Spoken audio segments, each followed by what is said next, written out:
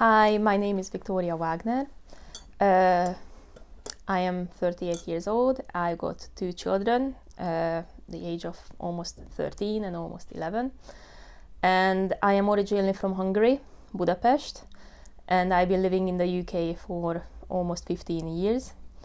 And we started off in London with the children's father, but things didn't go to plan, so unfortunately we separated. And it was a very difficult separation. So I ended up in a women's refuge. And I spent a year in the women's refuge with the children, whilst, children's proceedings, court case was going on. And in the meantime, I started thinking of, moving out of London to possibly to the north, where maybe housing is more affordable, where there's Jewish community, school. So these were my main focuses.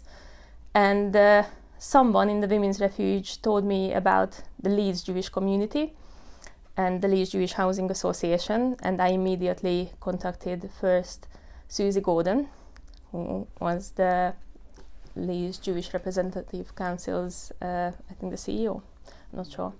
Then I contacted Craig Simons from Leeds Jewish Housing Association, and they both came back to me straight away on the same day, very welcoming, very helpful, very supportive, and basically they told me, yes, they can help, and I would have a place here. So I completed the application form, as they told me, and everything started happening very quickly. I couldn't believe it myself because I was in such a dark place. I didn't know where to go, what to do. I wasn't sure. I wanted to move back to Hungary, but the court wouldn't let me. So it was clear that I have to stay in the UK, but I want to move somewhere outside of London. So everything started happening very quickly, and I was offered a property by LJHA very quickly. But again, things didn't go to plan because the children's father stopped me. So that offer, unfortunately, was missed. I couldn't move as it was planned. We had further court proceedings, further delay. I had to spend another 6 months in the women's refuge.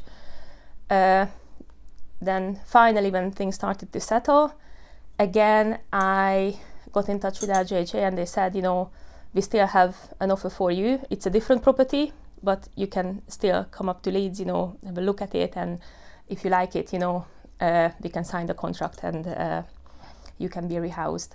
So this is how it happened.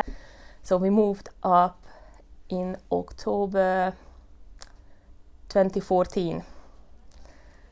I remember like it was yesterday. It was an evening when we arrived with the moving van, with the children. Obviously the moving van was coming separate ways. We took the train and we arrived in the evening. The moving man put everything into the flat. It was empty, not even light bulbs, nothing. It was dark. I made some makeshift beds on the floor for the boys, sleeping bags. So honestly, it was like an adventure, They still remember to this day the first couple of nights, we were trying to, put the furniture together, and then just settle in. I remember I put sheets on the windows because we had no curtains, getting light bulbs, and such. So it was a very adventurous start. And so I came here with literally nothing.